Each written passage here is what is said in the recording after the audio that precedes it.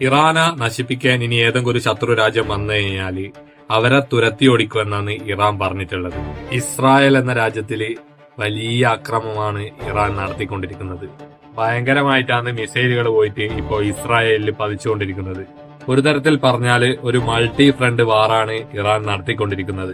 വടക്ക് ലബനനിൽ നിന്ന് ഹിസ്ബുള്ളയും പടിഞ്ഞാറ് ഹൂതി വിമുതരും 4 ഭാഗത്തു നിന്നും അക്രമം നേരിട്ടുകൊണ്ടിരിക്കുകയാണ് ഇപ്പോൾ ഇസ്രായേൽ.